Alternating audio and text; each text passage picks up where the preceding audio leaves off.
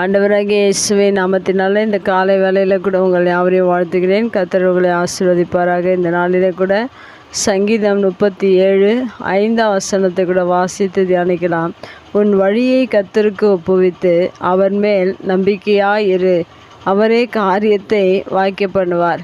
மிக அருமையான வேதவசனம். இந்த வேதவசனத்தின் கடைசி பகுதியில் கூட அவரே காரியத்தை வாய்க்க பண்ணுவார் என்று எழுதப்பட்டிருக்கிறது. மெய்யாகவே தேவன் நம்முடைய காரியங்களை வாய்க்க செய்கிறவராக இருக்கிறார். நமக்கு ஒவ்வொரு நாளில் அநேக காரியங்கள் உண்டு. அந்த காரியங்கள் எல்லாம் வாய்க்க வேண்டும் என்றால் நம்முடைய வாழ்க்கையில் அந்த வாய்க்க செய்வதற்காக நாம் என்ன செய்ய வேண்டும் என்றால் 2 காரியங்கள் இந்த வசனத்தில் சொல்லப்பட்டிருக்கிற. முதல் காரியம், உன் வழியை கர்த்தருக்கு ஒப்புவித்து என்று சொல்லப்பட்டிருக்கிறது. நம்முடைய காரியங்கள் வாய்ப்பதற்காக நாம் செய்ய வேண்டிய காரியங்கள், முதலாவதாக நாம் கர்த்தருக்கு நம்முடைய வழியை ஒப்பு கொடுக்க வேண்டும். ஏனென்றால் நம்முடைய வாழ்க்கையில் அநேக வழிகள் உண்டு. அநேக காரியங்களை நாம் செய்து கொண்டிருக்கிறோம்.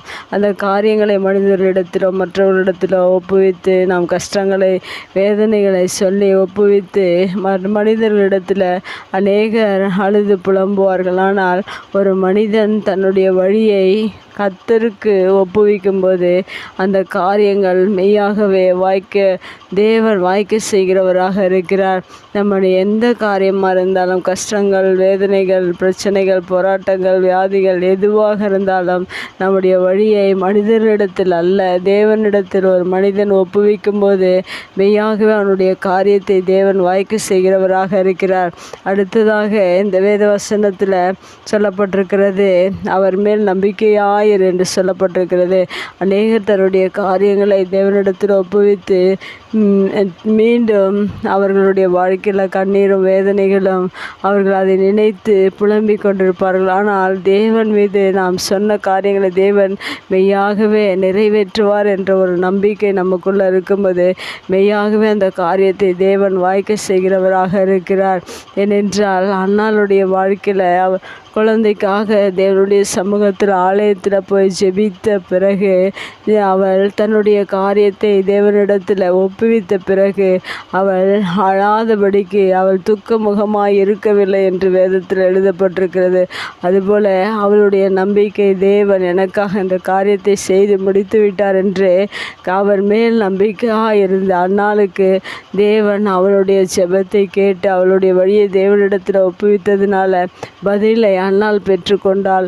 அந்த நம்பிக்கை தான் அவளுடைய வாழ்க்கையில் பதிலை கொடுத்து, அதுபோல் உங்களுடைய வாழ்க்கையிலும் வேதத்தில் காணப்படுகிற அந்த அன்னாளை போல உங்களுடைய காரியங்களையும் தேவனிடத்தில் உங்களுடைய வழிகளையும் எல்லாவற்றையும் ஒப்புவித்து அவர் மேல் நீங்கள் நம்பிக்கையாக இருப்பீர்கள் என்றால் மெய்யாகவே எந்த காரியமாக இருந்தாலும் தேவன் உங்களுடைய வாழ்க்கையில் வாய்க்க செய்து நிறைவேற்றி உங்களை ஆசீர்வதித்து அவர் உயர்த்த வல்லவராக இருக்கிறார்.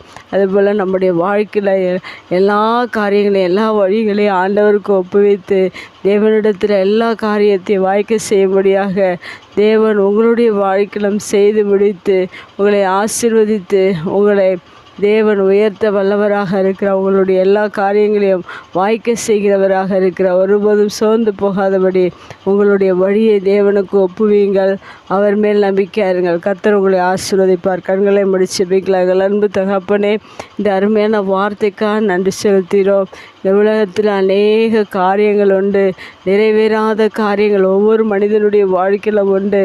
ஆனாலும் நீர் ஆண்டவரே எங்களுடைய வழியை உம்மிடத்தில் ஒப்புவிக்கும்போது, உன் மீது நம்பிக்கையாக இருக்கும்போது காரியங்களை வாய்க்க செய்வேன் என்று சொல்லியிருக்கிற இந்த வார்த்தையின் பிரகாரம் எங்களுடைய எல்லா காரியங்களையும் எங்களுடைய வழிகளையும் நாங்கள் ஒப்புவித்து நாங்கள் ஆண்டவர் மீது நம்பிக்கையாக இருக்கிறோம். நீர் எல்லா காரியங்களையும் எங்களுடைய வாழ்க்கையில் வாய்க்க செய்வீராக. உடைய வார்த்தை கேட்கிற ஒவ்வொரு பிள்ளைகளுடைய வாழ்க்கையிலும் எல்லா காரியங்களையும் நீர் வாய்க்க செய்து நீர் நிறைவேற்ற வல்லவராக இருக்கிறபடினால் நன்றி செலுத்துகிறோம். இயேசுவின் நாமத்தில் ஜெபம் கேளும் நல்ல பிதாவே, ஆமேன்.